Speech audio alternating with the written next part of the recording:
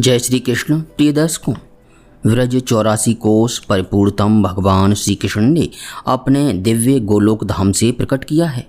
इसकी महिमा का वर्णन भला कौन कर सकता है। गर्ग संहिता के अनुसार केवल एक वृंदावन ही ऐसा है जो वैकुंठ की अपेक्षा भी परात्पर अर्थात परम उत्कृष्ट है, जहाँ गोवर्धन नाम से प्रसिद्ध गिरिराज विराजमान हैं, जहाँ कालिंदी के तट पर मंगल धाम पुलिन है, बरसाना है, सुंदर लता कुंज हैं।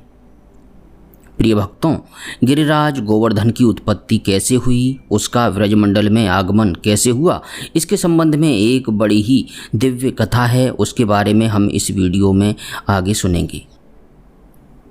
इस दिव्य कथा को हिंदी में पढ़ने के लिए आप हमारी वेबसाइट www.divygyans.com पर भी जा सकते हैं। प्रिय भक्तों, एक समय की बात है, हस्तिनापुर में महाराज पांडु ने धर्मधारियों में श्रेष्ठ श्री भीष्म जी से पूछा कि गोवर्धन नाम से प्रसिद्ध जो पर्वत है उसकी उत्पत्ति कैसे हुई, यह मुझे बताइए। इस गिरिश्रेष्ठ गोवर्धन को लोग गिरिराज क्यों कहते हैं? यह साक्षात यमुना नदी किस लोक से यहाँ आई है, उसका महात्म्य भी मुझसे कहिए। प्रिय भक्तों, उस समय भीष्म जी ने जो उत्तर दिया वही मैं आपको यहाँ सुना रहा हूँ।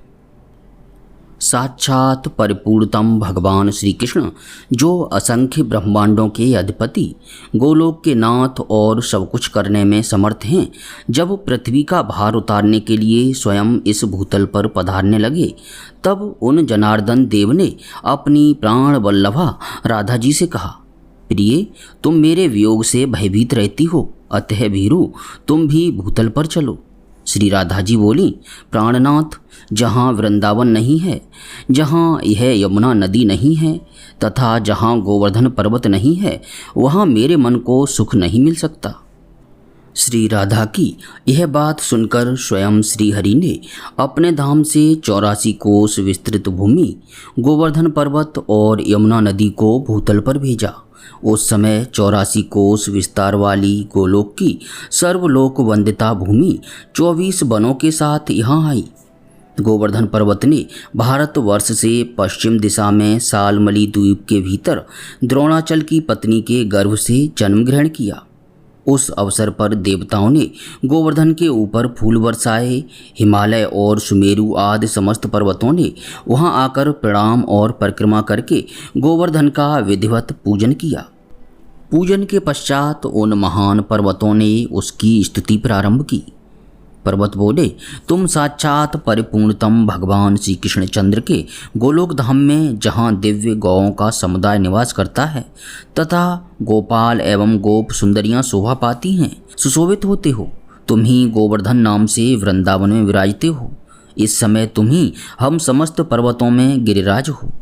जब इस प्रकार स्तुति करके सब पर्वत अपने अपने स्थान पर चले गए, तभी से यह गिरिश्रेष्ठ गोवर्धन साक्षात गिरिराज कहलाने लगा है। प्रिय भक्तों, एक समय मुनि श्रेष्ठ पुलस्त्य जी तीर्थ यात्रा के लिए भूतल पर भ्रमण करने लगे। उन महामुनि ने द्रोणाचल के पुत्र श्याम वर्ण वाले श्रेष्ठ पर्वत गोवर्धन को देखा, जिसके ऊपर माधवी लता के सुमन सुशोभित हो रहे थे। वहाँ के वृक्ष फलों के भार से लदे हुए थे। निर्झरों के झरझर शब्द वहाँ गूंज रहे थे। उस पर्वत पर बड़ी शांति विराज रही थी। अपनी कंदराओं के कारण वह मंगल का धाम जान पड़ता था। सैकड़ों शिखरों से सुशोभित वह रत्नमय मनोहर शैल तपस्या करने के लिए उपयुक्त स्थान था। विविध रंग की चित्र विचित्र धातुएं उस पर्वत के अवयवों में विचित्र शोभा का आधान करती थीं।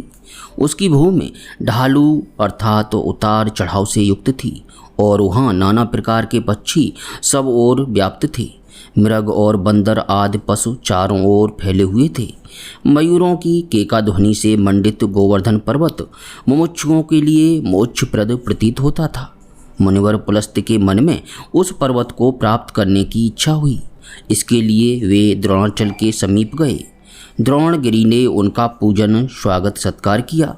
इसके बाद पुलस्त्य जी उस पर्वत से बोले, द्रोण, तुम पर्वतों के स्वामी हो, समस्त देवता तुम्हारा समादर करते हैं। तुम दिव्य औषधियों से संपन्न और मनुष्यों को सदा जीवन देने वाले हो। मैं काशी का निवासी मुनि हूँ और तुम्हारे निकट याचक होकर आया हूँ। तुम अपने पुत्र गोवर्धन को मुझे दे दो। यहाँ अन्य वस्तुओं से मेरा कोई प्रयोजन नहीं है। भगवान विश्वेश्वर की महानगरी काशी नाम से प्रसिद्ध है, जहाँ मरण को प्राप्त हुआ पापी पुरुष भी तत्काल परम मोक्ष प्राप्त कर लेता है, जहाँ गंगा नदी प्राप्त होती है और जहाँ साक्षात विश्वनाथ भी विराजमान हैं। मैं वहीं तुम्हारे पुत्र को स्थापित करूँगा, जहाँ दूसरा कोई पर्वत नहीं है। लता बेलों और वृक्षों से व्याप्त जो तुम्हारा पुत्र गोवर्धन है, उसके ऊपर रहकर मैं तपस्या करूंगा, ऐसी अभिलाषा मेरे मन में जागृत हुई है। पुलस्त जी की यह बात सुनकर पुत्र स्नेह से विह्वल हुए द्रोणाचल के नेत्रों में आंसू भर आए। उसने पुलस्त मुनि से कहा, महामुने, मैं पुत्र स्नेह से आकुल हूँ। यह पुत्र मुझे अत्यंत प्रिय है, तथापि आपके शाप के भय से भयभीत होकर मैं इसे आपके हाथों में देता हूँ। फिर वह अपने पुत्र से बोला, बेटा, तुम मुनि के साथ कल्याणमय कर्म क्षेत्र भारतवर्ष में जाओ। वहाँ मनुष्य सत्कर्मों द्वारा धर्म, अर्थ और काम त्रिवर्ग सुख प्राप्त करते हैं तथा निष्काम कर्म एवं ज्ञान योग द्वारा क्षण भर में मोक्ष भी पा लेते हैं। गोवर्धन बोला, मुने, मेरा शरीर 8 योजन लंबा, 2 योजन ऊंचा और 5 योजन चौड़ा है। ऐसी दशा में आप किस प्रकार मुझे ले चलेंगे? पुलस्त जी बोले, बेटा, तुम मेरे हाथ पर बैठकर सुखपूर्वक चले चलो। जब तक काशी नहीं आ जाती तब तक मैं तुम्हें हाथ पर ही ढोए चलूँगा। इस पर गोवर्धन ने कहा, मुने, मेरी एक प्रतिज्ञा है। जहाँ कहीं भी आप भूमि पर मुझे एक बार रख देंगे, वहाँ की भूमि से मैं पुनः उत्थान नहीं करूँगा। पुलस्त जी बोले, मैं इस सालमली द्वीप को लेकर भारतवर्ष के कौशल देश तक तुम्हें कहीं भी रास्ते में नहीं रखूँगा। यह मेरी प्रतिज्ञा है। तदनंतर वह महान पर्वत पिता को प्रणाम करके मुनि की हथेली पर आरूढ़ हुआ। उस समय उसके नेत्रों में आंसू भर आए। उसे दाहिने हाथ पर रखकर पुलस्त मुनि लोगों को अपना तेज दिखाते हुए धीरे धीरे चले और व्रजमंडल में आ पहुँचे। गोवर्धन पर्वत को अपने पूर्व जन्म की बातों का स्मरण था। व्रज में आने पर उसने मार्ग में मन ही मन सोचा, यहाँ ब्रज में असंख्य ब्रह्मांड नायक साक्षात परिपूर्णतम भगवान श्री कृष्ण अवतार लेंगे और ग्वाल वालों के साथ बाल लीला तथा कैशोर लीला करेंगे। इतना ही नहीं, वे श्री हरि यहाँ दान लीला और मान लीला भी करेंगे। अतः मुझे यहाँ से अन्यत्र नहीं जाना चाहिए। यह व्रजभूमि और यह यमुना नदी गोलोक से यहाँ आई है। श्री राधा के साथ भगवान श्री कृष्ण का भी यहाँ शुभागमन होगा। उनका उत्तम दर्शन पाकर मैं कृतकृत्य हो जाऊंगा। मन ही मन ऐसा विचार करके गोवर्धन ने मुनि की हथेली पर अपने शरीर का भार बहुत अधिक बढ़ा दिया। उस समय मुनि अत्यंत थक गए। उन्हें पहले की कही हुई बात की याद भी नहीं रही। उन्होंने पर्वत को हाथ से उतारकर व्रजमंडल में रख दिया। बाहर से पीड़ित तो वो थे ही, लघु शंका से निवृत्त होने के लिए चले गए। शौच क्रिया करके जल में स्नान करने के पश्चात मुनिवर पुलस्त ने उत्तम पर्वत गोवर्धन से कहा, अब उठो।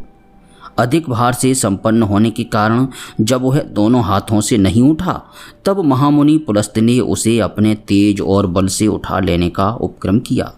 मुनि ने स्नेह से भीगी वाणी द्वारा द्रोण नंदन गिरिराज को ग्रहण करने का संपूर्ण शक्ति से प्रयास किया, किंतु वह एक अंगुल भी टस से मस न हुआ। तब पुलस्त जी बोले, गिरिश्रेष्ठ, चलो चलो, भार अधिक न बढ़ाओ।